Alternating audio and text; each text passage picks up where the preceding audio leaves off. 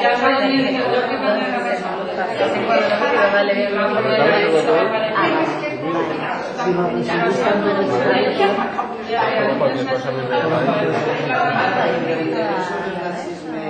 Sí, volia preguntar-li sobre perquè va sentir, perquè va sentir en l'entrevista que havia tingut una mena Me'n vaig. Ojo, les queden en coses, ¿vale? no el vingués.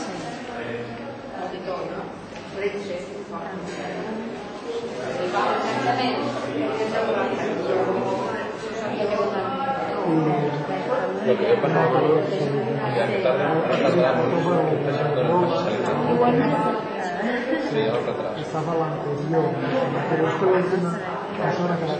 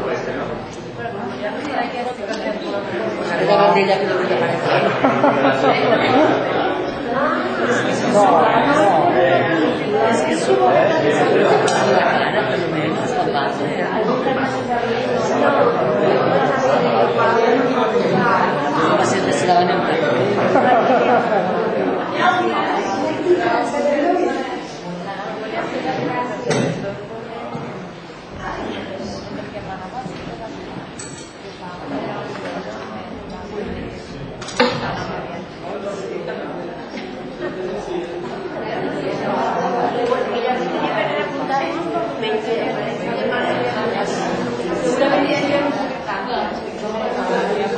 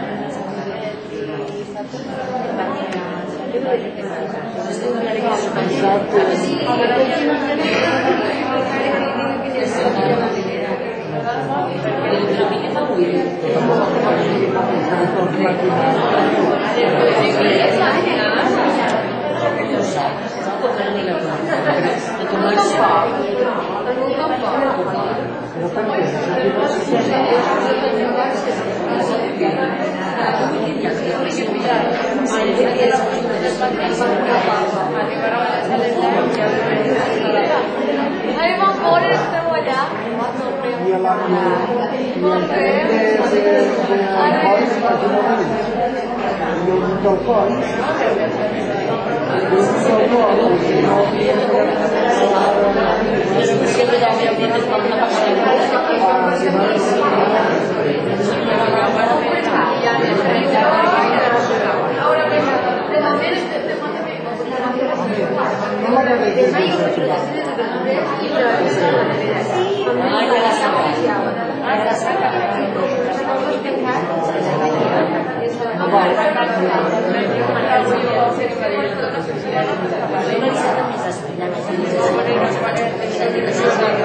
Gracias.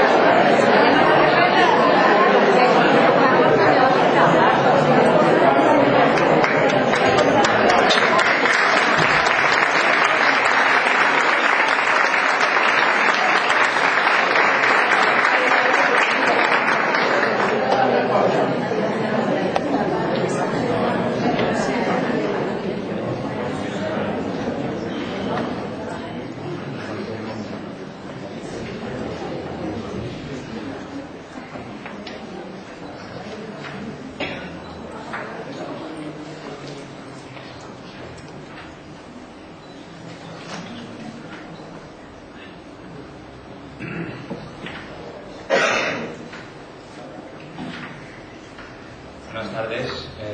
Bienvenidas y bienvenidos a todas y todos a la segunda conferencia de la Fiesta del Llibre 2010. Sin duda una semana intensa, llena de literatura, con las charlas como punto de encuentro y reflexión sobre variados y diferentes temas que nos traen nuestros relevantes invitados y nos exponen sus puntos de vista. Resulta gratificante salir de la biblioteca y comenzar a cavilar sobre lo que en esta sala se ha explicado. Es difícil permanecer igual. Todos meditamos y pensamos sobre las cosas que tenemos ocultas por algún lugar de nuestra mente o de otras que posiblemente acabábamos de disertar, o tal vez de algunas que no habíamos oído hablar antes. Y eso creo que es positivo, ¿no creen ustedes? Es también uno de los objetivos principales de estas conferencias, despertar y activar la reflexión, no solo literaria, sino también de otros temas que suelen surgir o sugerir, posibilitar que nos sumerjamos en conversaciones que nos despierten el interés o la crítica suscitada. Para continuar cavilando y pensando, tenemos entre nosotros a una gran escritora, a Clara Sánchez. Bienvenida, muchas gracias por estar aquí en nuestro pueblo. Clara Sánchez nació en Guadalajara, aunque su infancia la pasó en Valencia, para trasladarse más tarde a Madrid, donde estudió Filología Hispánica en la Complutense y donde ejerció como profesora durante varios años. Es colaboradora habitual del diario El País, donde, gracias a la publicación de un artículo suyo, recibió el premio Germán Sánchez López Pérez al mejor artículo publicado sobre el fomento de la lectura. Ha hecho compatible su producción narrativa con la televisión, donde colaboró con el programa Que grande es el cine durante más de un lustro. Se dio a conocer con la novela Piedras preciosas, publicada en 1989 cuando tenía 34 años. 10 años más tarde, publicó El misterio de todos los días, en la que narra con finura la obsesión de una profesora por un alumno adolescente. Su prestigio se afirmó cuando ganó con Últimas noticias del paraíso el premio Alfaguara de novela en el año 2000, una novela que refleja la iniciación al amor de un adolescente en el ambiente de una urbanización de las afueras de la capital de España. Y en este 2010 se alzó con el premio Nadal 2010 por su novela Lo que esconde tu nombre, una historia próxima al thriller psicológico en el que aparece una trama relacionada con el mundo de los nazis retirados a las costas del Estado español y donde vivían una vida tranquila, llena y sosegada, y que se ve truncada por las investigaciones de un superviviente de los campos de concentración y la llegada de una joven embarazada. Y precisamente este es el nombre de la conferencia y de lo que va a tratar la conferencia de Clara Sánchez, Lo que esconde tu nombre. Y yo creo que, teniendo en cuenta el argumento del que trata el libro, seguro que al finalizar la conferencia continuaremos con muchas y más intensas reflexiones. Así que muchas gracias y les dejo con Clara Sánchez.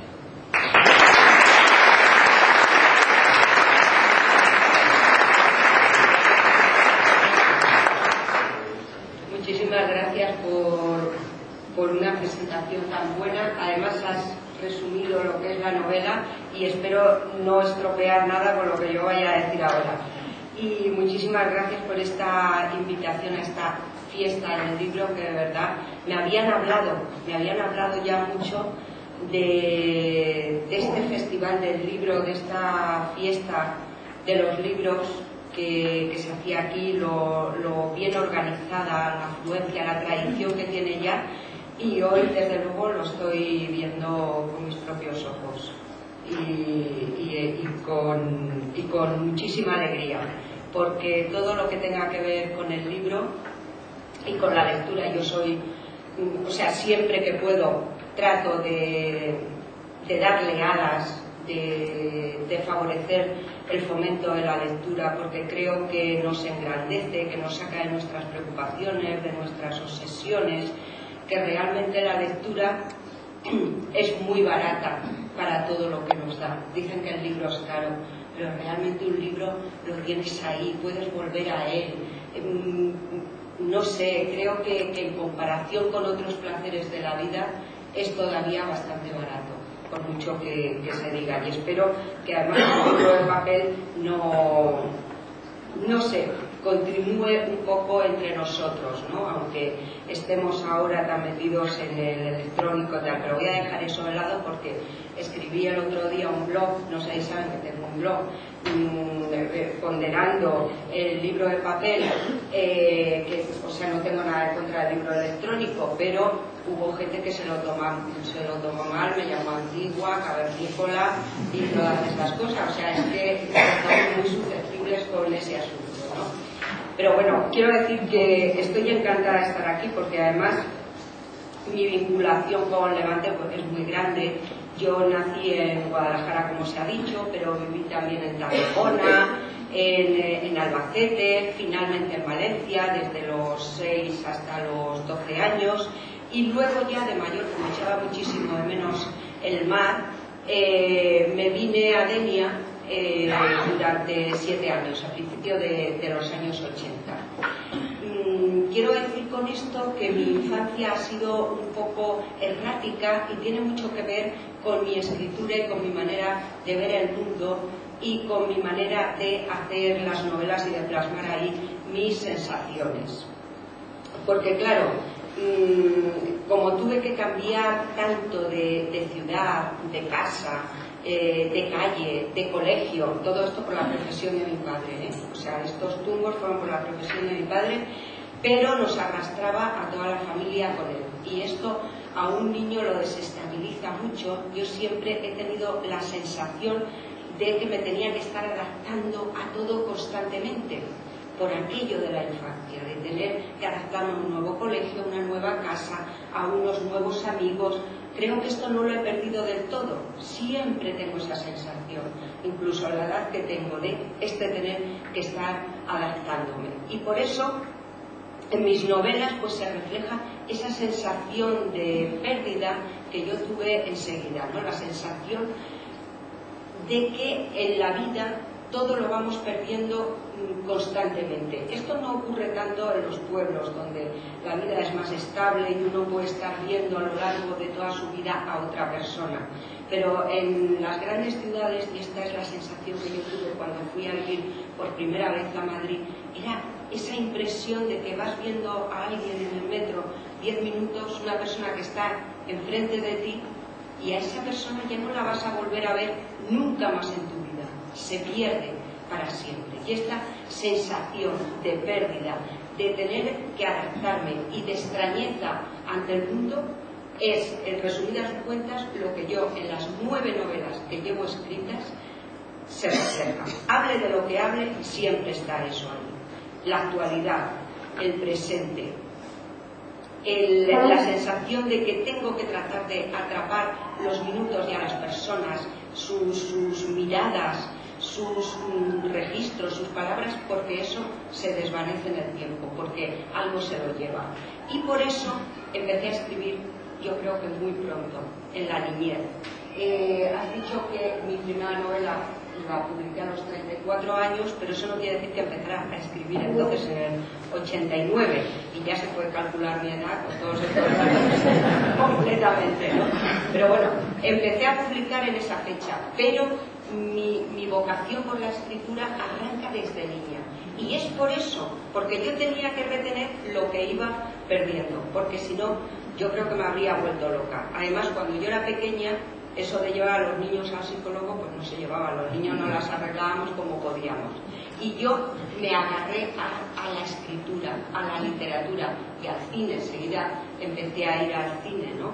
Para tratar de atrapar el tiempo y lo que no podía retener de otra manera, pero también para evadirme, porque a mí la realidad siempre me ha parecido demasiado dura y he tenido una gran inclinación hacia la evasión. Lo que pasa es que no me han dejado y he tenido que trabajar mucho y toda mi vida, pero si yo hubiese podido me habría pasado la vida evadiéndome en un cine, en las playas, haciendo lo que no hago, que es trabajar, trabajar y trabajar. Pero a la literatura le debo de verdad el haber salido de muchísimos baches en mi vida y el haber superado muchas cosas. La literatura, leyendo y escribiendo, porque la escritura me permitía observarme y poder alentarme a mí misma. cuando escribía mis sensaciones, mis sentimientos, mis impresiones. Y cuando leo lo de los demás, eso me permite meterme en otro mundo que no es mío y ver la vida desde otra mente, con otras sensaciones, con otros ojos. Y eso es muy bueno, porque nos da amplitud de miras. Y eso es todo lo que a mí me ha proporcionado. Decía que siempre hablo del presente, porque el presente es lo que no entiendo. O sea, escribo por eso, para no perder las cosas, pero también para entender. Y todas mis novelas tratan de la actualidad, del momento en el que vivo, de la sociedad de ahora. Porque no lo entiendo, francamente, y creo que ninguno lo entendemos. Yo esto lo vengo diciendo desde hace mucho tiempo, pero hasta que no ha pasado lo de Wall Street, el ver que los financieros es que no tienen ni idea de lo que hacen, ni los economistas, que nadie sabe nada, pues no he sentido que yo tenía razón. Tengo razón, yo no entiendo este mundo, su funcionamiento, tengo la sensación de que vivimos en una gran burbuja donde todo está inventado, que dependemos de muchas cosas que no controlamos. Dependemos del móvil, dependemos de internet, dependemos de un avión, dependemos de la calefacción, de todo, pero no sabemos cómo funciona. Eso de llegar al hotel, por ejemplo, y poner las manos debajo de un grifo y que salga el agua así, sin tocarlo, a mí me parece casi mágico. O bueno, ¿cómo puede pasar esto? Pasa, y yo disfruto de ello, pero no sé cómo funciona. Y así todo en mi vida. Voy al banco, meto la tarjeta y sale dinero. Pero eso ¿cómo funciona? ¿Cómo se hace? O sea, entonces tengo la impresión de que si alguien pincha esto y se desmorona, nosotros sabríamos sobrevivir. Yo es que no sabría sobrevivir ya. O sea, no sabría qué tengo que hacer con mi vida. Bueno, pues por eso escribo del presente, porque es lo que no entiendo, y al fin y al cabo en el presente, en el momento, es donde yo siento el calor del sol, donde siento la lluvia, donde tengo que tomar las decisiones, donde tengo que reflexionar, y no me da tiempo, porque el presente no te da tiempo a hacer todas esas cosas. Se piensa cuando ya las cosas han pasado y no tienen remedio. Dices, ¿por qué no habré hecho esto? ¿Por qué no habré hecho lo otro? Pero en el momento, no. Entonces, por eso escribo, y por eso escribo del presente. Y todas mis novelas, prácticamente, hablen de lo que hablen, tratan de eso, de mi extrañeza ante la vida. Yo me siento, os lo digo de verdad, a veces como un extraterrestre, que acaba de llegar aquí y pienso, qué raro es todo, ¿no? Qué rara es esta civilización. Y a través de mis historias trato de comprenderlas. Por eso son novelas que tienen una base bastante real, con personajes muy reales, pero que luego tienen como un algo de extrañeza que es la que yo pongo en la vida. A mí me parece que los demás son muy extraños y que yo también soy muy extraña. Yo tengo un vecino con el que no había hablado, yo creo que en la vida, pero me parecía una persona normal que venía, iba del trabajo. El otro día me lo encontré en el descansillo, estuvimos hablando 20 minutos y pensé qué raro es este hombre, ¿no? Y él pensaría lo mismo de mí, qué rara es, ¿no? Porque somos misteriosos, extraños y todos tenemos algo detrás que hay que descubrir. En algunos casos es mucho lo que hay que descubrir.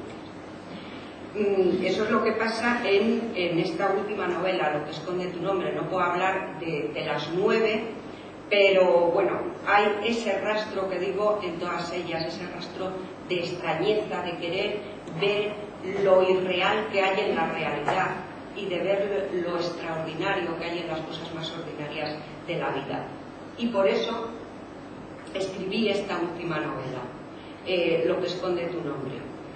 Y la gente que me haya leído, los que hayan leído otras novelas mías, pueden pensar, ¿y cómo es que aclara que siempre habla, pues eso, de cosas íntimas, ¿no? De una profesora que vuelca toda su carga de deseo en un alumno, de un chico que crece en una urbanización, de esas cosas cotidianas de la vida?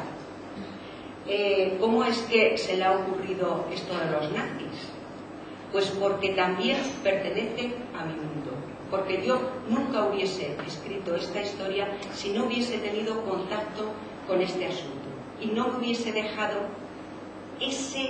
esa carga de extrañeza de la que estaba hablando.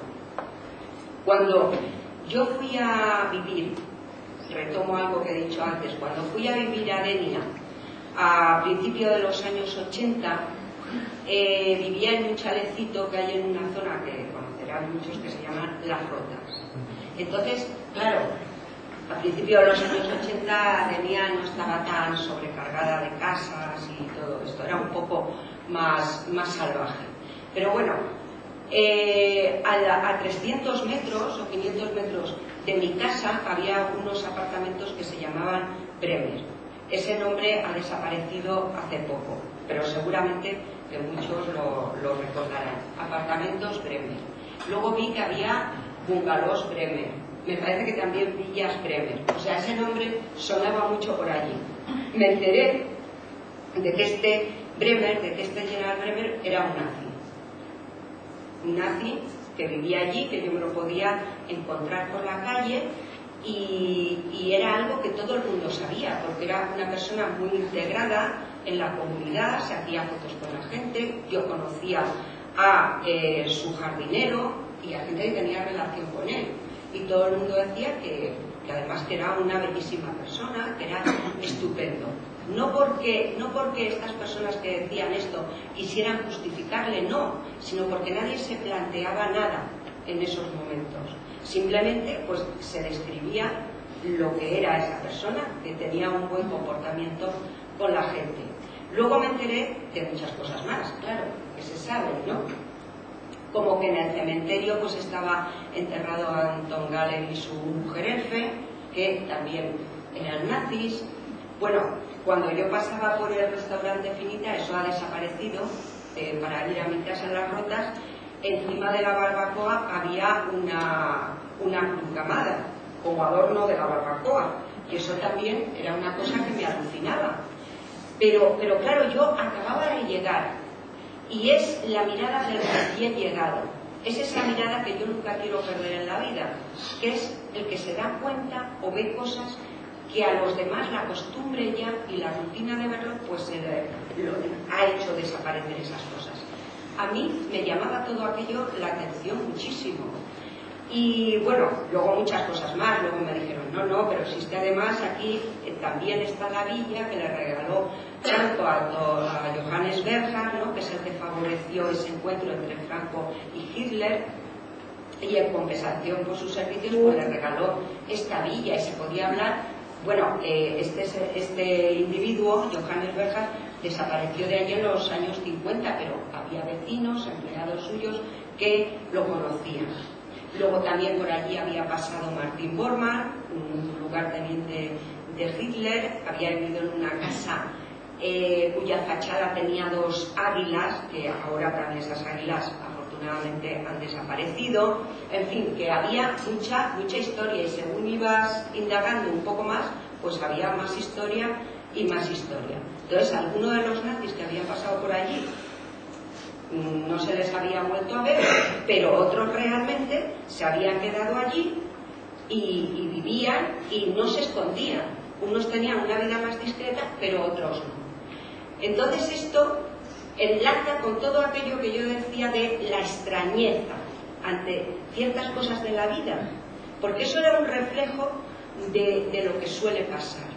O sea, en un sitio tan normal como es un lugar turístico, ¿no?, dedicado más que nada, destinado en gran parte al turismo, donde parece que no puede ocurrir nada de ese tipo, sino que la gente va a disfrutar, la gente que vive allí tiene su trabajo, etcétera, pues hay un lunar de anormalidad, que es esa gente que vivía allí camuflada con la gente normal, ahora camuflada con los jubilados y los turistas, pero entonces, por ejemplo, Bremer no estaba nada camuflado, sino que era un constructor muy próspero, pero había como algo, un lunar de anormalidad, algo extraño, algo que no encajaba. Y esto tiene mucho que ver con mi manera de ver la vida. Todo es muy normal, no sé si les pasará a ustedes, pero en eso tan normal siempre hay algo que no encaja, ¿no? Es como una piedra en el zapato. Dices, y esto no es. Bueno, pues aquello a mí se me quedó, ¿no? No lo podía evitar. Entonces yo era muy joven y además, como la chica de la novela, me quedé embarazada estando en Denia y por eso luego ella está embarazada, pero bueno. Y todo aquello me sorprendió, pero yo tampoco, no se me ocurrió hacer nada. El otro día recuerdo que en una charla como esta me dijo una señora, dice, pero parece mentira, Clara, dice que tú que estabas allí, que lo estabas viendo y que eras consciente de todo, ¿cómo no lo denunciaste? Y yo le dije, pues mira, yo he escrito la novela y todavía no puedes denunciar tú si quieres, que hay muchos por ahí. Pero bueno, por eso, porque bueno, te encuentras atrapado en una situación y si todo el mundo más o menos lo ve normal, pues tú qué vas a hacer, ¿no? Pero ya digo que aquello lo he arrastrado durante muchos años. Y a partir de entonces ya todo lo que tenía que ver con prófugos, extradiciones de nazis, con los informes que daba el centro Simón Wiesenthal, que es un centro, bueno, pues que ha estado dedicado a la caza de nazis, todo aquello ya tenía que ver conmigo, me llamaba la atención. Si yo nunca hubiese ido a Denia, si no hubiese visto aquello, si no hubiese tenido ese contacto, jamás en mi vida a mí se me habría ocurrido escribir esta novela ni tocar ese asunto que hasta ese momento me resultaba tan lejano como a Sandra, la de la novela. Pero claro, yo ya sabía, en el momento en que uno sabe, es lo tremendo, ya no puede dejar de saber, eso queda en uno. Y entonces, bueno, pues ya fui recopilando todo lo que veía, sobre todo pues de periodistas que se dedicaban a hacer ese tipo de investigación, todas las noticias cuando extraditaban a uno me llamaban la atención y yo me preguntaba, ¿y aquí en España por qué nunca ocurre eso? Si yo sé que hay, ¿no? Era una cosa chocante. Y fue hace 2 años cuando vi en un periódico la foto de un matrimonio nazi que estaba medio oculto en la Costa del Sol. Porque esto que yo he dicho de Denia, por favor que me perdonen los de Denia, que los quiero mucho, pero que yo tampoco quiero decir que eso sea un refugio, sino dedicado al nazismo, pero sí que es cierto que después de la Segunda Guerra Mundial, pues al calor del franquismo vinieron muchísimos, ¿no? A España, pero no solamente a las costas, también en Madrid. Hace poco ha muerto uno en Madrid, hace nada, unas semanas, otro en Chile. Sé que hay en la Costa del Sol, sé que hay en el norte, en muchísimos sitios. La gente me está aportando testimonios de gente que ha tenido relación, porque ocurre algo muy curioso.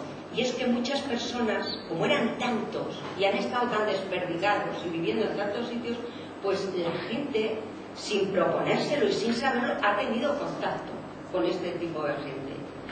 Y ahora a mí me llegan testimonios de personas que necesitan decirlo, porque no fueron muy conscientes de que estaban tratando con nazis o que vivían al lado de un nazi. Y ahora me lo dicen.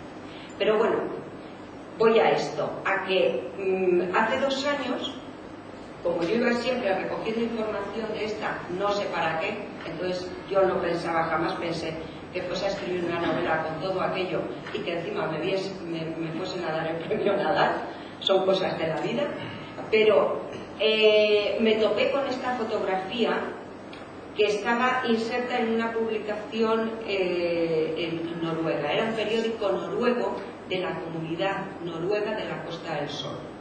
Y ahí aparecía la imagen de estos 2 ancianos venerables sentados los dos en un sofá con cara de no haber roto un plato en su vida, esos abuelos que nos habría gustado tener, ¿no?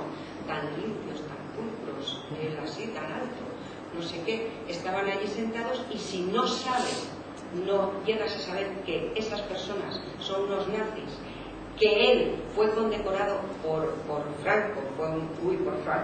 Hitler más o menos daría igual, pero fue condecorado por Hitler, ¿no? Porque se cargó a muchísimos judíos noruegos. Si no llegas a saber esas cosas, pues jamás habrías pensado nada malo de ellos, porque aparte de que esa gente que ha llegado hasta esta época vive camuflada, porque eran, bueno, algunos alardean, pero otros procuran vivir discretamente. Los que han llegado a la época actual viven camuflados con los turistas y con los jubilados mayores, no con los jubilados jóvenes, que hay muchos, ¿no? Pero van en pantalón corto, empujan su carrito en el supermercado, hacen una vida más o menos normal, y encima la ancianidad los reviste de algo venerable, porque cuando se ve a una persona mayor, instintivamente nunca piensas nada malo de esa persona mayor. Lo único que quieres es ayudarla a subir al autobús, pero no se te ocurre que esa persona ha podido hacer cosas terribles y tremendas en la vida. Entonces estas personas estaban así como investidas de ese algo venerable. Y en ese momento, cuando vi que estos dos individuos habían hecho lo que habían hecho, es cuando se disparó la novela. Y es como si se hubiesen puesto esas figuras en movimiento dentro de la foto y se hubiesen colado ya en una novela que empecé a escribir en esa misma tarde. Porque esos iban a ser los protagonistas de un relato sobre el miedo psicológico, a no saber con qué clase de personas estás tratando.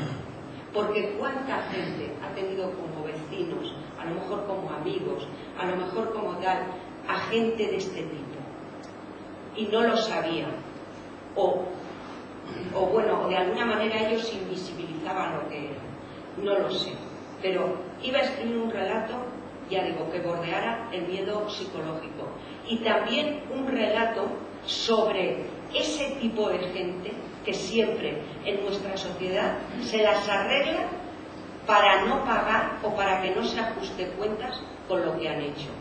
Porque esta gente que ha logrado vivir, envejecer y morir en sus camas con total impunidad, esa gente son un reflejo extremo de algo que pasa en nuestra sociedad. Y es que hay gente que hace cosas tremendas. No hace falta que maten. Y esos empresarios que no se responsabilizan de nada y se queda la gente sin trabajo tirada en la calle y no les pasa nada. O sea, ese tipo de gente que abusa, que explota o que hace cosas por las que tendría que pagar y se las arregla para salir de rositas. Siempre pasa. Y yo quería escribir una historia sobre eso, pero también una historia sobre la amistad y una historia sobre el amor, no el amor romántico, no el amor erótico, sino el amor como una necesidad que nosotros tenemos, o un recurso, mejor dicho, que nosotros tenemos, un recurso mental para darle sentido a veces a la vida y a las situaciones en las que estamos. Porque a veces estamos en situaciones tan difíciles o tan comprometidas que necesitamos una válvula de escape. Y a veces esa válvula de escape es enamorarnos de alguien. ¿Qué es lo que le pasa a Sandra en la novela? Se tiene que enamorar de alguien para respirar un poco, para darle un poco de oxígeno a su vida. Pero bueno, para el que no haya leído la novela, diré que se imagine. Ya he contado demasiado, porque claro, esto ya, porque se supone que esta novela hay que empezar a leerla sin saber que esa pareja de ancianos que hay en esa playa son unos nazis, pero ya lo hemos dicho. Bueno, da igual, lo vamos a hacer. Y entonces hay que imaginarse, ¿no? A una chica, Sandra, como era yo cuando llegué a Denia. Lo que pasa es que ella era más guapa, era más esto y más tal, pero yo era más joven que ella. Bueno, que llega a un sitio como Denia. En la novela no aparece el nombre de Denia, aparece el nombre de Diana. Y entonces se va a reflexionar sobre su vida. porque es una chica de hoy. Es una tan de hoy que no tiene trabajo. Una chica que dice, ¿qué hago con mi vida si no tengo trabajo? Y una chica que se ha quedado embarazada, pero que no sabe si está realmente enamorada del padre de su hijo. Eso también la convierte en una chica muy de hoy, porque las mujeres que están en la sala sabrán que hace 30 años, 20, a lo mejor eso ni se lo planteaba, ¿no? O sea, hubiese dicho, me caso, y nos quitamos un problemón de en medio. Pero no, ahora afortunadamente uno se puede permitir el lujo de decir, una cosa es que yo esté embarazada y otra es que me vaya a casar con el padre del niño.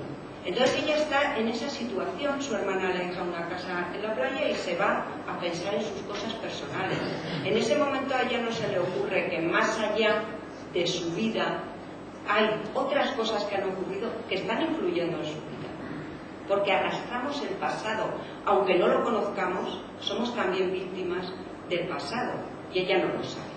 Entonces, bueno, hay que imaginársela que está un día en la playa, ella envuelta en sus cosas y que más allá hay una pareja de ancianos, bueno, pues como son los ancianos, buenos, y en una sombrilla. Ella se siente mal y esta pareja pues va a echarle una mano, porque es buena gente. Y esto es algo que me han dicho todos los que han tenido relación con algún nazi. Es que era muy buena gente, o sea, tenía un buen comportamiento. Esto no es raro. Por eso en la novela hay un capítulo que se llama Los monstruos también se enamoran, porque ellos son humanos, pero viven en un mundo aislado, ¿no? Mentalmente.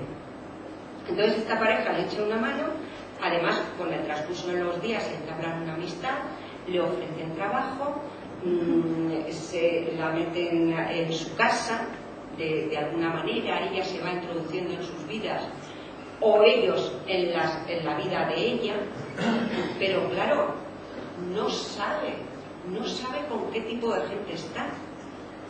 En ese momento se encuentra con otro personaje, con Julián. Julián ha ido tras los pasos, sin saberlo mucho, bueno, eso hay que leerse la novela y ya no voy a explicar mucho. Ha ido tras los pasos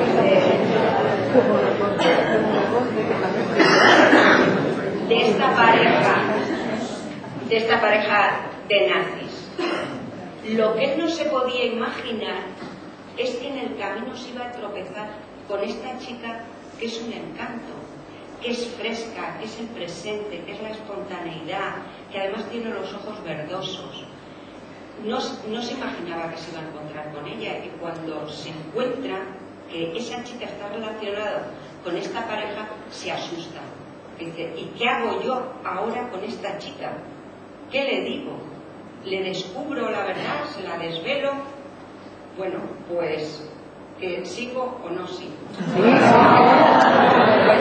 alguna manera, voy a hablar, se llama, este personaje se llama Julián, y es de la edad de los nazis, porque claro, ha sido víctima de ellos. O sea, él va tras los pasos de esta pareja, de alguna manera, porque él estuvo confinado en el campo de concentración de Mauthausen. Es un hombre con mucho sufrimiento, mucho pasado. Él podría ser uno de esos 7.000 republicanos españoles que estuvieron en Mauthausen y a los que ahora, estos días, les han estado haciendo unos homenajes, cosa que me parece muy bien, pero tampoco estaría mal, no sé, enjuiciar, ¿no?, algunos de estos que todavía viven por aquí, de estos nazis, pero bueno, no está mal que les hayan hecho un poco de caso, porque cuando esta gente salió, y habrán visto reportajes, ¿no?, donde se expresan, a mí siempre me han conmovido mucho, porque cuando salieron de este campo, los pocos que pudieron salir, pues se encontraron con que estaban más solos que la una, como se suele decir, porque a los perdedores, y esta es la terrible verdad, no los quiere nadie, y se encontraron muy solos. Julián sería uno de estos 7.000 republicanos españoles que se encuentra con la oportunidad de ajustar cuentas con estos dos. Es decir, están verdugos y víctimas, que pertenecen al mismo mundo, unos como verdugos y otros como sufridor de ellos, pero que conocen ese mismo mundo. La que es completamente inocente es Sandra, que se encuentra entre uno y otros, y donde va a descansar toda la carga de intriga de la novela. Porque ¿qué le pasa a esta chica cuando le llega esta otra persona que ella no conoce, Julián, y le dice: ten cuidado porque esa gente no es lo que parece ser, esa gente esconde otras cosas? Ella empieza a dudar, dice: pero si la verdad lo que me dice, ¿a quién creo? ¿A estos dos que me han dado trabajo, que me están cobijando, o a este hombre que yo no conozco de nada y que ahora llega a mi vida y me hace sospechar, me inocula el veneno de la sospecha hacia esta gente? Ahí es donde empieza la trama y la intriga de la novela, cuando esta chica se encuentra entre la espada y la pared. Pero cuando se nos dice algo, eso ya está en nuestra cabeza. La cabeza empieza ya a funcionar con eso que hemos oído, y ella, después de lo que le dice a Julián, empieza a ver a estas personas con otros ojos. Ya las palabras, los gestos, las miraditas empiezan a tener otro significado para ella, y los lectores, a través de los ojos de Sandra, también van empezando a ver de otra manera distinta a esta pareja de ancianos. Pero no quiero seguir desvelando más, y no sé si me estoy pasando cuando te parezca. Lo que sí les quiero decir, ¿me permitís que os llame de tú? Porque aquí es como si nos estuviésemos tomando unas cañas, y tampoco vas a tomar de unas cañas con alguien. Bueno, pues lo que me ha gustado mucho escribir la relación entre Sandra y entre Julián, porque son personas de generaciones completamente diferentes, y uno y una va a aprender a través del otro, y Julián a través de ella, porque se piensa que la gente mayor tiene toda la experiencia del mundo, y alguien con años tiene su experiencia, pero alguien joven tiene la suya. Y Julián aprende mucho a través de Sandra. Julián aprende que mientras esté vivo le ocurrirán cosas, y que el mundo está ahí para que lo coja, porque cuando él llega a Denia, llega derrotado, llega pensando que para él la vida ya está terminando, que va como a morir ahí, y a través de Sandra se da cuenta, o ella le enseña que no, que mientras estamos vivos estamos circulando y estamos funcionando, y encima todavía podemos enseñarle a alguien algo de lo que sabemos. Y claro, Julián le enseña a madurar a Sandra. Y sobre todo me ha encantado escribir esta amistad, y está mal, ¿no? Parece como un poco fatuo que yo diga me ha encantado, pero es que si no me hubiese gustado hacerlo, pues no lo habría hecho. Pero me gustaba esta amistad entre los dos, entre una chica joven y un señor mayor, porque hemos perdido la costumbre en esta sociedad de aprender a través de los demás. Además vivimos en una sociedad, yo no sé si pasará aquí, me encanta ver a la sala a gente muy joven con gente más mayor. Esto quiere decir que aquí está ocurriendo otra cosa. Pero normalmente, en un sitio como Madrid, los jóvenes con los jóvenes y los mayores con los mayores, en dos mundos completamente distintos. Es muy raro ver que alguien de 20 años tenga amistad con una persona de 70, si no es que sea su padre o su abuelo. Y eso creo que es algo que nos estamos perdiendo mucho. Entonces me ha gustado establecer esta relación.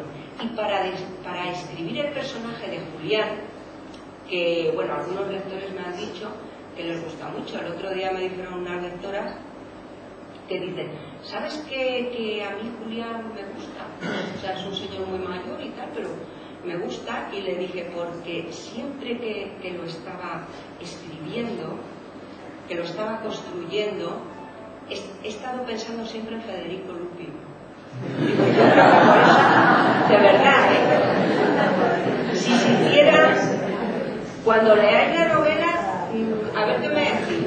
Quizás tendría que adelgazar unos kilos Federico Luz, pero yo siempre lo... Y si se hiciera una película de esta novela, a mí me encantaría el personaje de Juliana, que hiciera Federico Luz. El de ella me da igual. Scarlett Johansson, justo que la dirija Juliana. Pero sí, pero he puesto mucho de mi padre, porque mi padre es un señor, ya te digo que me parece, cuando te parezca, pero mi padre es un señor que, bueno, es un poco más joven que Julián, pero que está tocado el corazón, se tiene que tomar 10 pastillas al día, bueno, pues está lo típico, como está mal, como no me está oyendo, lo puedo decir porque ni se me ocurre, pero bueno, pues está delgado, está tal. Pero mi padre tiene una especie de soberbia y de integridad que a mí me gusta. Yo le digo, papá, parece que estás poseído por el demonio, parece que tienes el demonio dentro, ¿no? Porque lo ves así, ¿no? Como en esa fase con tantos problemas, y saca una voz que dice: a mí que nadie me llame abuelo, a no ser que sean mis nietos, cosa que me parece bien, ¿eh? O sea, porque hemos llegado a perder el respeto de una manera. ¿Qué abuelo? A un señor que no conoces de nada. Pero bueno, ¿esto qué es? Dice: a mí que nadie. Bueno, cuando a mi padre le llaman abuelo, cuando voy con él al médico y alguien le dice: ¿qué tal, abuelo? Saca el demonio, ¿no?, que lleva dentro, y no. Y luego dice también, y nada de esos eufemismos de tercera edad, la edad dorada, no sé qué. Dice: yo soy viejo. Ya está, yo soy viejo. Dice: y me di cuenta que era viejo, dice, un día que iba en mi Audi, porque mi padre ha sido siempre así de tonterías de coche, dice, iba en tal, dice, y los otros conductores me veían la nuca blanca y todos me pasaban. Dice: sería y tal. Y esa integridad de saber quién es, de que se le he puesto a Julián. Julián es un hombre que sabe quién es. Por ejemplo, tiene relación con Sandra y la admira y le parece una mujer hermosa. Pero dice: jamás se me ocurriría fantasear ni poner mis ojos en Sandra, porque no está en mis límites, porque no está en mi vida. Dice: también me gusta ver las grandes mansiones y me gusta ver los coches, no sé qué. Dice: pero no tienen nada que ver conmigo, me gusta verlos y ya está. Y esa integridad es la que yo he cogido de mi padre y se la he pasado un poco a Julián. Y cuando leáis la novela, a ver qué os parece la escenita de la habitación en el hotel. Que yo esa, porque tiene que estar con Sandra, y entonces todo ese pudor, ¿no? Bueno, a ver qué os parece. Desde luego mi padre no sabe que me ha inspirado a Julián, porque mi padre, que es muy engreído, siempre piensa que yo hablo de él en las novelas, y muchas veces he hablado. Mi padre en las novelas es ese hombre que sale, que entra, que no hace caso de la familia, que no sé qué, no sé cuántos. Pero luego hay otros personajes que a mí me gustan mucho, que son los hombres que tienen amantes, que llegan en un coche nuevo, que no se sabe de dónde sacan el dinero, etc. Y cuando mi padre me dice: ¿ya has vuelto a hablar de mí en tu novela? ¿En quién crees que se refleja? En la que tiene amantes. Y me dice: como tu madre lea la novela, cada uno encuentra lo que busca.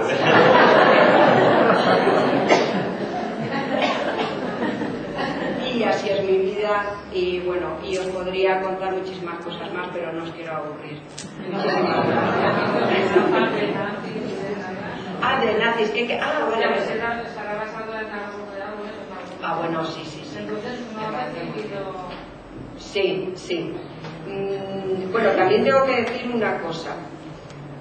Que conste que hablo porque me insistís, ¿eh?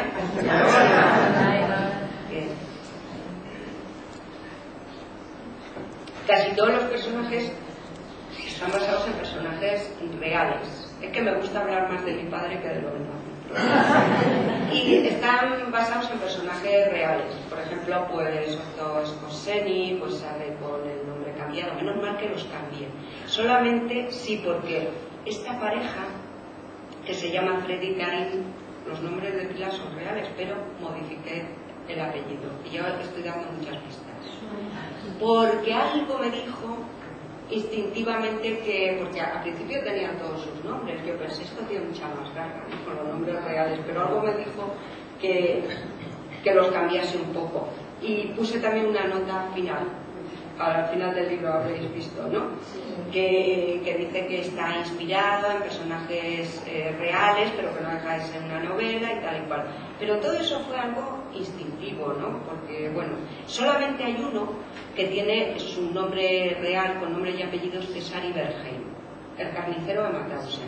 Mira, antes hablábamos de Mauthausen, y este médico terrible hizo muchos experimentos macabros con precisamente republicanos españoles que estuvieron allí en el campo. Pero además se cuela en la novela porque también ha tenido relación con Levante, se piensa que ha estado por ahí, porque claro, yo como tenía que acotar ese campo, me centré más que nada en personajes que habían tenido que ver, en nazis que habían tenido que ver con Levante, sobre todo con Denia, salvo este matrimonio en la Costa del Sol. Pero bueno, ese individuo había pasado por allí.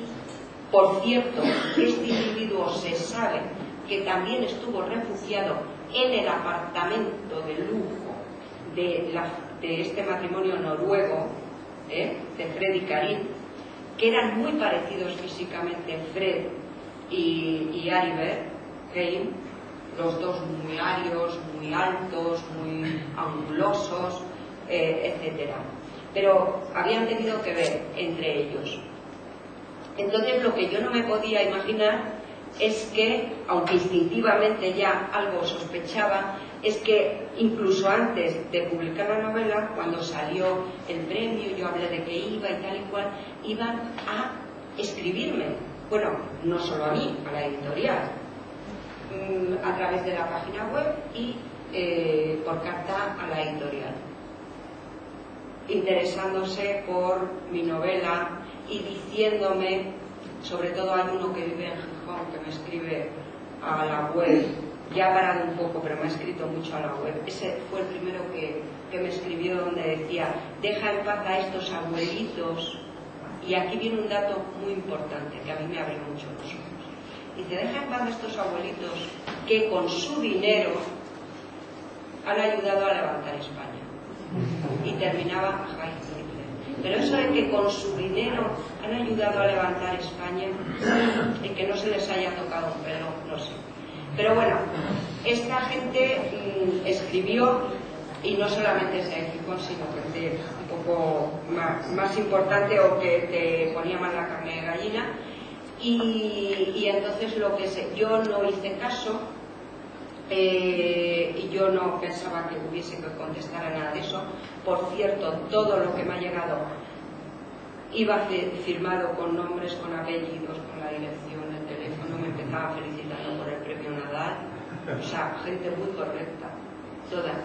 Y a mí al principio la verdad es que yo pensaba que me había metido en un berenjenal horrible, horrible, porque claro, no era yo sola, era la editorial, es que el editor está dentro, Clara, ¿esto qué es?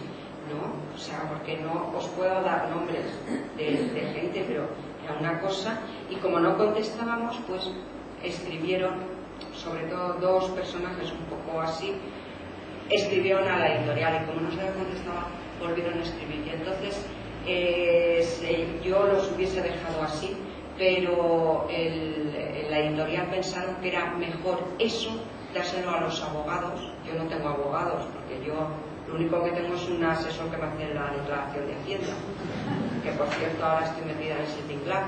Pero bueno, se lo dieron a los abogados de la editorial, y ellos dijeron que a dos había que contestarles, y ellos les contestaron los abogados, y ya no he vuelto a tener noticias. Y así están las cosas, pero lo que sí quiero decir es que esto demuestra una prepotencia enorme. porque yo habría estado escondida bajo las piedras y no se me habría ocurrido escribir. O sea, se sienten muy seguros. ¿Y sabéis de lo que yo tenía miedo? No de que me hicieran nada ni nada, porque todo iba firmado y bueno, y además, pues bueno, a lo hecho. Pero yo lo que tenía es que me di cuenta que tenía mucha cobertura legal, que era gente como que deben estar todo el día metidos en esos rollos, que si ven que se les menciona, pues meten una querella. Y yo lo que pensaba es a ver si ahora encima tengo que vender el piso para pagar esta gente. Eso es lo que a mí me da.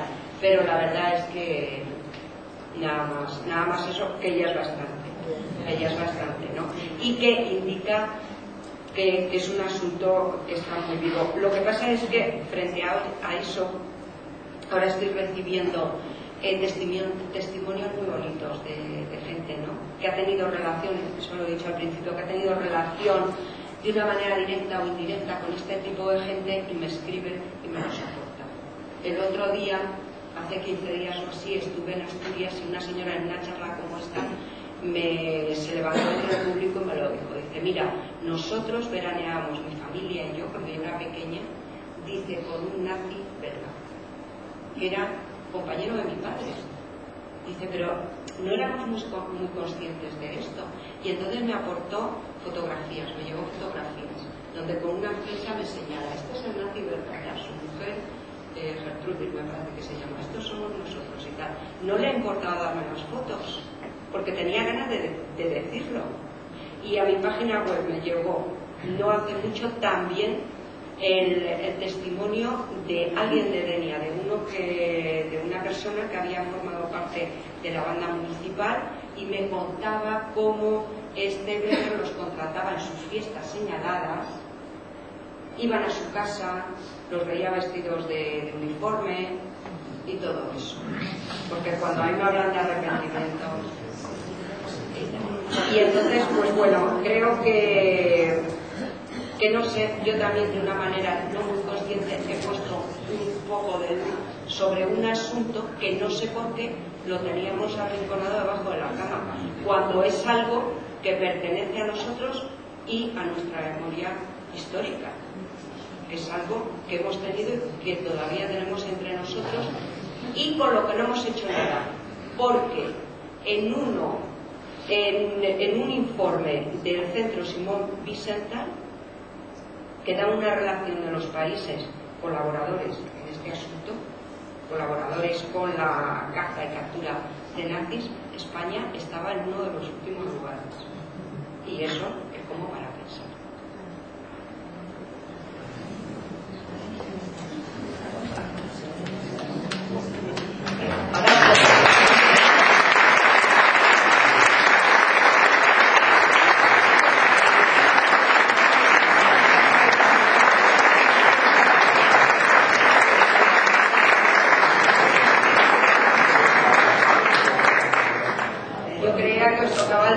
Sí, jo crec que ja hem començat, si més que segur que voleu fer alguna qüestió, un tema molt interessant.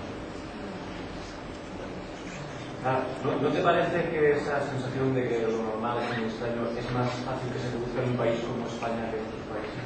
Como lo has dicho al final, y porque pues, eres una especie de garzón literario. Bueno.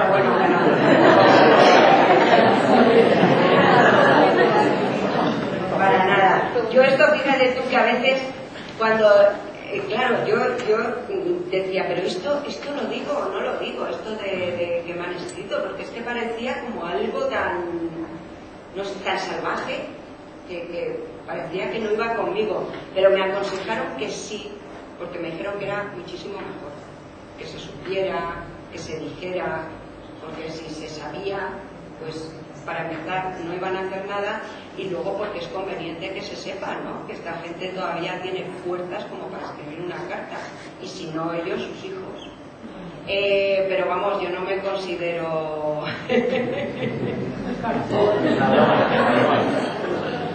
porque ¿sabes por qué? Porque a mí no me darían una comisión para irme ahí a Bruselas. Pero bueno, realmente aquí es que hay cosas, si nos metemos ya con lo de Garzón es que es muy tremendo, pero que realmente es que este es un país donde todavía parece que da miedo investigar ciertas cosas, saber, ¿por qué no? ¿Por qué no? Tanto los crímenes del franquismo como este asunto de los nazis, que parece que no tienen nada que ver, pero en el fondo vienen de la misma época, ¿no? Son como secuelas de todo aquel asunto. ¿Por qué tenemos tanto miedo? Y no se quieren saber las cosas, si es la única manera de quitar sombras. Una vez que ya se saben las cosas, se acaban asumiendo, esclareciendo y no sé, y son más digeribles, ¿no? Que si están siempre ahí como esa cosa oculta, ¿no? Que no llegamos a saber. No sé si te he contestado algo, ¿no?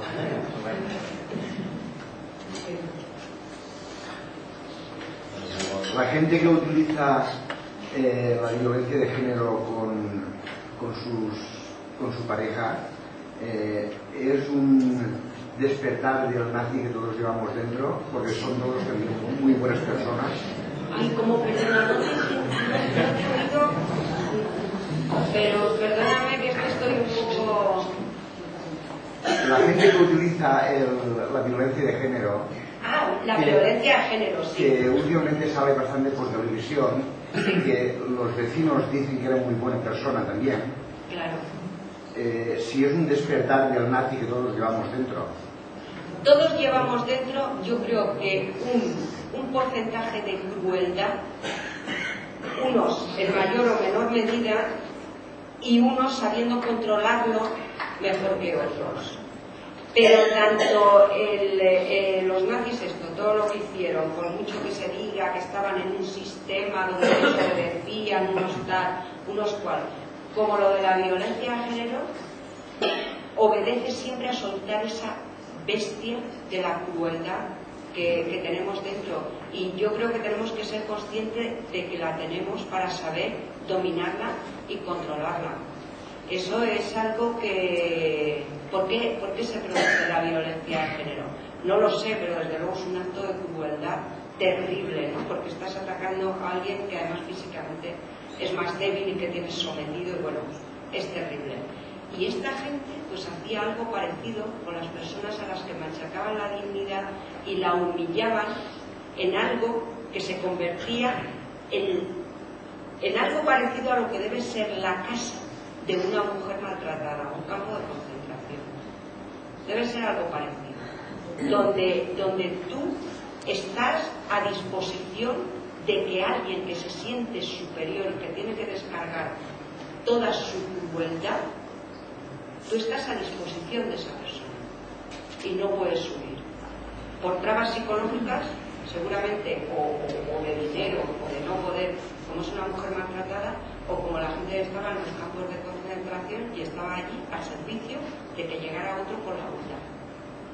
Eso es terrible, y eso es lo que tenemos que procurar que no ocurra, ¿no? Lo de la bestia. ¿Hasta qué punto todas las asociaciones judías que se han interesado tantísimo en perseguir a estos maltratadores, por decirlo suave, por qué no han tenido tanta repercusión dentro de España? Y sí, en Sudamérica, en España poca. Las asociaciones estas sí, yo no lo sé, pero realmente es una pregunta que queda ahí y que yo la vengo arrastrando desde que vi aquello, ¿no? A principios de los años 80, pero que la pregunta se ha recrudecido porque durante todo este tiempo he visto cómo han envejecido y cómo han muerto y cómo no ha pasado nada. Yo no sé por qué, cómo estarán las leyes, pero desde luego no ha habido extradiciones desde aquí, es que esto no se ha movido y parece que por el momento no interesa que se mueva, porque mucha gente dice es que los que quedan son ya tan viejos y tan criminales, ¿no? O sea, que más da que sean viejos. Pero no, ya te digo que desde el Centro Simón Wiesenthal, en uno de sus informes, dijo que España estaba en uno de los últimos escalones en colaboración. ¿Qué es lo que hacía muchas veces el Mossad y tal ante estos casos? Pues iban, los secuestraban, los sometían a un juicio y ellos se los cargaban. A veces hacían esas cosas cuando ya no, pero que se sepa que no ha pasado.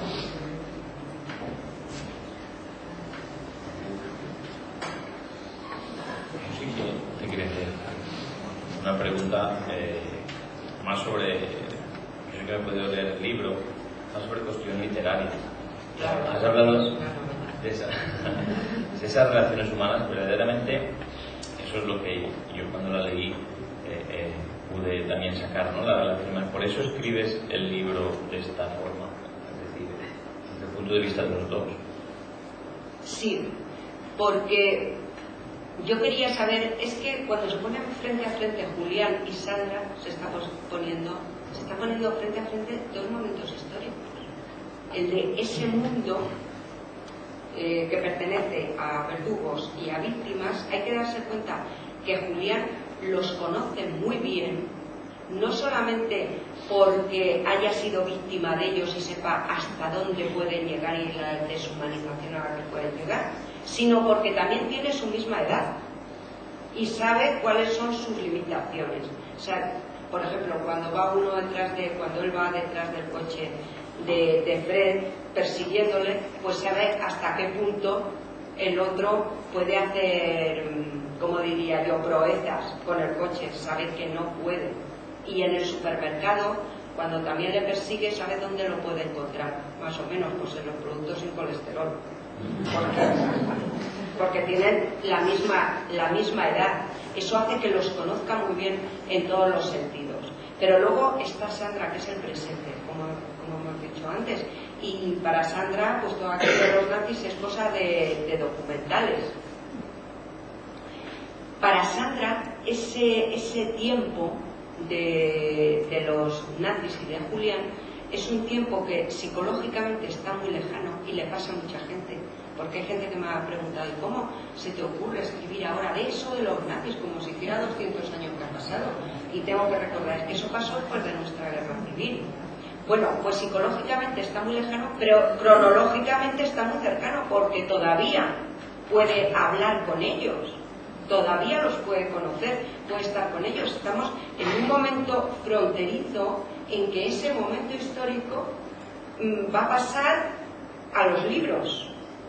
O ya nada más lo vamos a tener en los libros, ya no vamos a poder recabar testimonio de ninguno de ellos, porque por eso me parece muy interesante no sé, apurar estos últimos momentos, tanto de las víctimas como también de los verdugos, ¿no? Sacarle lo más posible cuál era el tipo de psicología o de humanidad o de carácter que estaban manejando entre ellos. Entonces, claro, son esta confrontación de estas dos personas, el pasado y el presente.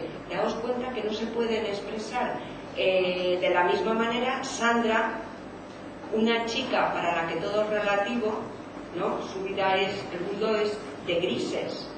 Sin embargo, Julián habla en términos del bien y el mal, porque lo que ha vivido es muy extremo. Él dice, nunca he conocido el bien absoluto, pero os puedo asegurar que he conocido el mal absoluto. Eso en boca de Sandra no podría ser, porque ella no ve la vida así, ni tiene ese tipo de experiencia, ni tiene nada. Entonces a mí me encantaba ver cómo iba fluyendo en un mismo río dos mundos tan distintos, pero dos mundos que se encuentran en una situación muy particular, porque Sandra y Julián están como en una isla. Ellos saben algo que el resto de la gente no sabe, y es que esas personas son nazis y todo lo que ese mundo comporta. De todos modos, quiero decir que esta no es una novela sobre nazis, porque las novelas sobre nazis son en el entorno de la Segunda Guerra Mundial, ellos jóvenes, ellos con uniforme, ellos haciendo de las suyas. Esta es una novela con nazis que nos conciernen a nosotros particularmente, que es muy distinto. Y pienso que eso seguramente es lo que más les ha podido llamar la atención, porque ellos están acostumbrados a películas, o sea, el nazismo en sí mismo es un género, pero a lo mejor tocarles de viejos, mi padre diría viejos, cuando ya están en un último tramo de su vida y cómodamente instalados, a lo mejor eso no les hace tanta gracia, porque qué incómodo es que se tengan que cambiar, o piensan ahora nos van a venir esta idiota, escribe una novela y a lo mejor pues le dan a gente por fijarse en nosotros y levantar algo, digo yo, no sé. Y por eso son los dos puntos de vista. Si no hi ha cap de qüestió més, jo de nou donar les gràcies a tots haver vingut així per estar en la segona conferència. Recordar-vos que demà tindrem també Francesc Gisbert amb la conferència La realitat de la fantasia. Vos espero tots de nou. També comentar-vos que ara si algú vol mos firmarà algun llibre y nada, yo simplemente darte las gracias por habernos hablado de este tema que creo que es muy interesante y a veces muy cruel, de habernos traído aquí tus palabras y bueno, pues esperamos que no sea la última vez y nos veamos en próximos. ¿Vale? Yo también lo espero, que animéis a que me vuelvan a invitar.